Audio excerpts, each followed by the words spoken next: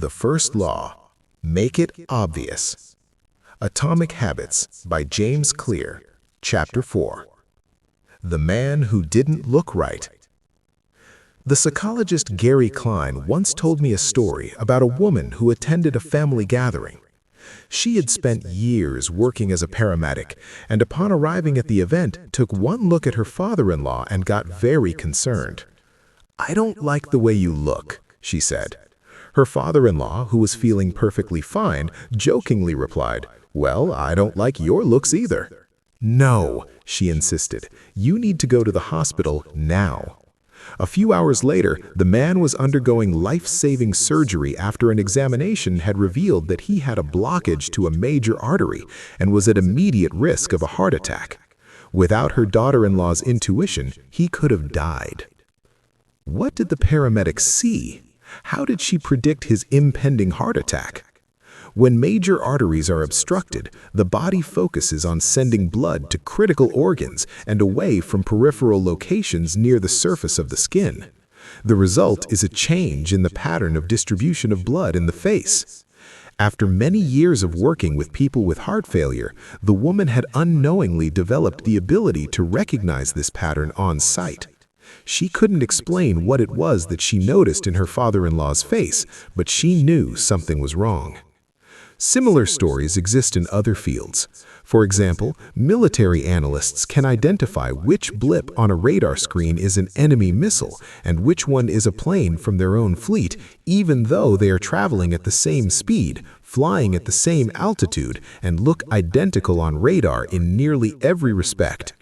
During the Gulf War, Lieutenant Commander Michael Riley saved an entire battleship when he ordered a missile shot down, despite the fact that it looked exactly like the battleship's own planes on radar. He made the right call, but even his superior officers couldn't explain how he did it. Museum curators have been known to discern the difference between an authentic piece of art and an expertly produced counterfeit, even though they can't tell you precisely which details tip them off.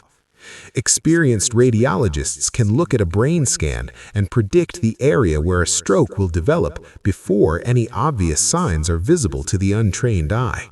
I've even heard of hairdressers noticing whether a client is pregnant based only on the feel of her hair. The human brain is a prediction machine. It is continuously taking in your surroundings and analyzing the information it comes across. Whenever you experience something repeatedly, like a paramedic seeing the face of a heart attack patient or a military analyst seeing a missile on a radar screen, your brain begins noticing what is important, sorting through the details and highlighting the relevant cues and cataloging that information for future use. With enough practice, you can pick up on the cues that predict certain outcomes without consciously thinking about it. Automatically, your brain encodes the lessons learned through experience. We can't always explain what it is we are learning, but learning is happening all along the way, and your ability to notice the relevant cues in a given situation is the foundation for every habit you have. We underestimate how much our brains and bodies can do without thinking. You do not tell your hair to grow, your heart to pump, your lungs to breathe, or your stomach to digest. And yet, your body handles all this and more on autopilot. You are much more than your conscious self. Consider hunger. How do you know when you're hungry? You don't necessarily have to see a cookie on the counter to realize that it is time to eat. Appetite and hunger are governed non-consciously. Your body has a variety of feedback loops that gradually alert you when it is time to eat again and that track what is going on around you and within you. Cravings can arise thanks to hormones and chemicals circulating through your body. Suddenly, you're hungry even though you're not quite sure what tipped you off. This is one of the most surprising insights about our habits. You don't need to be aware of the cue for a habit to begin. You can notice an opportunity and take action without dedicating conscious attention to it. This is what makes habits useful. It's also what makes them dangerous. As habits form, your actions come under the direction of your automatic and non-conscious mind. You fall into old patterns before you realize what's happening. Unless someone points it out, you may not notice that you cover your mouth with your hand whenever you laugh, that you apologize before asking a question, or that you have a habit of finishing other people's sentences.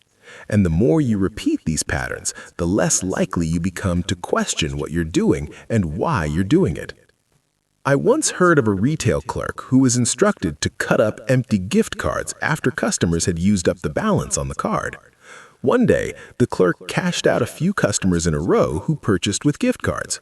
When the next person walked up, the clerk swiped the customer's actual credit card, picked up the scissors, and then cut it in half, entirely on autopilot, before looking up at the stunned customer and realizing what had just happened. Another woman I came across in my research was a former preschool teacher who had switched to a corporate job. Even though she was now working with adults, her old habits would kick in, and she kept asking coworkers if they had washed their hands after going to the bathroom. I also found the story of a man who had spent years working as a lifeguard and would occasionally yell, "Walk," whenever he saw a child running. Over time, the cues that spark our habits become so common that they are essentially invisible. The treats on the kitchen counter, the remote control next to the couch, the phone in our pocket. Our responses to these cues are so deeply encoded that it may feel like the urge to act comes from nowhere. For this reason, we must begin the process of behavior change with awareness. Before we can effectively build new habits, we need to get a handle on our current ones. This can be more challenging than it sounds because once a habit is firmly rooted in your life, it is mostly non-conscious and automatic.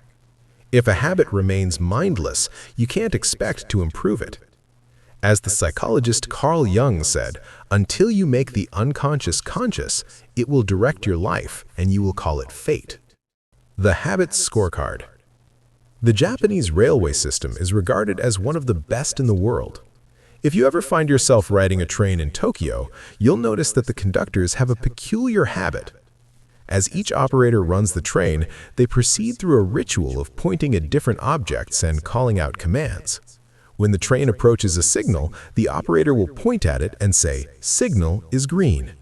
As the train pulls into and out of each station, the operator will point at the speedometer and call out the exact speed. When it's time to leave, the operator will point at the timetable and state the time. Out on the platform, other employees are performing similar actions. Before each train departs, staff members will point along the edge of the platform and declare, "All clear." Every detail is identified, pointed at, and named aloud. This process, known as pointing and calling, is a safety system designed to reduce mistakes. It seems silly, but it works incredibly well. Pointing and calling reduces errors by up to 85% and cuts accidents by 30%. The MTA subway system in New York City adopted a modified version that is point-only, and within 2 years of implementation, incidents of incorrectly berthed subways fell 57%. Pointing and calling is so effective because it raises the level of awareness from a non-conscious habit to a more conscious level. Because the train operators must use their eyes, hands, mouth, and ears, they are more likely to notice problems before something goes wrong. My wife does something similar. Whenever we are preparing to walk out the door for a trip, she verbally calls out the most essential items in her packing list. I've got my keys, I've got my wallet, I've got my glasses, I've got my husband. The more automatic a behavior becomes, the less likely we are to consciously think about it. And when we've done something 1,000 times before, we begin to overlook things. We assume that the next time will be just like the last. We're so used to doing what we've always done that we don't stop to question whether it's the right thing to do at all. Many of our failures in performance are largely attributable to a lack of self-awareness. One of our greatest challenges in changing habits is maintaining awareness of what we are actually doing. This helps explain why the consequences of bad habits can sneak up on us. We need a point and call system for our personal lives. That's the origin of the Habits Scorecard, which is a simple exercise you can use to become more aware of your behavior. To create your own, make a list of your daily habits. Here's a sample of where your list might start.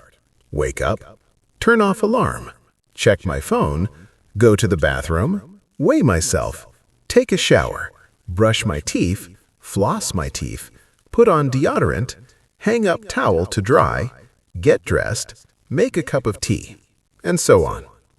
Once you have a full list, look at each behavior and ask yourself, is this a good habit, a bad habit, or a neutral habit?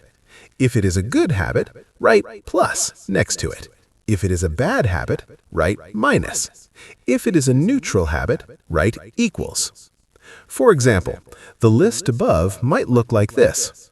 Wake up equals, turn off alarm equals, check my phone minus, go to the bathroom equals, weigh myself plus, take a shower plus, brush my teeth plus, floss my teeth plus, put on deodorant plus, hang up towel to dry equals, get dressed equals, make a cup of tea plus. The marks you give to a particular habit will depend on your situation and your goals. For someone who is trying to lose weight, eating a bagel with peanut butter every morning might be a bad habit. For someone who is trying to bulk up and add muscle, the same behavior might be a good habit. It all depends on what you're working toward. Scoring your habits can be a bit more complex for another reason as well. The labels good habit and bad habit are slightly inaccurate. There are no good habits or bad habits, there are only effective habits. That is, effective at solving problems. All habits serve you in some way, even the bad ones, which is why you repeat them.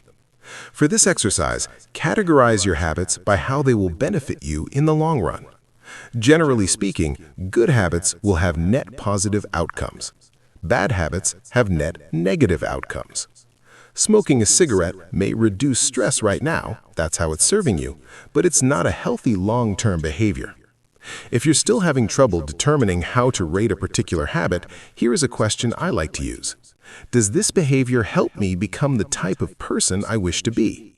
Does this habit cast a vote for or against my desired identity? Habits that reinforce your desired identity are usually good. Habits that conflict with your desired identity are usually bad. As you create your Habits Scorecard, there's no need to change anything at first. The goal is to simply notice what is actually going on. Observe your thoughts and actions without judgment or internal criticism. Don't blame yourself for your faults. Don't praise yourself for your successes. If you eat a chocolate bar every morning, acknowledge it, almost as if you were watching someone else. Oh, how interesting that they would do such a thing. If you binge eat, simply notice that you are eating more calories than you should. If you waste time online, notice that you are spending your life in a way that you do not want to. The first step to changing bad habits is to be on the lookout for them. If you feel like you need extra help, then you can try pointing and calling in your own life. Say out loud the action that you are thinking of taking and what the outcome will be. If you want to cut back on your junk food habit but notice yourself grabbing another cookie, say out loud, I'm about to eat this cookie, but I don't need it. Eating it will cause me to gain weight and hurt my health. Hearing your bad habits spoken aloud makes the consequences seem more real.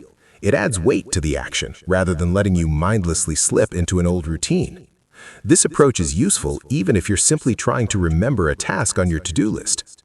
Just saying out loud, tomorrow I need to go to the post office after lunch, increases the odds that you'll actually do it.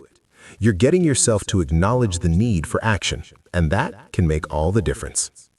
The process of behavior change always starts with awareness. Strategies like pointing and calling and the Habits Scorecard are focused on getting you to recognize your habits and acknowledge the cues that trigger them, which makes it possible to respond in a way that benefits you.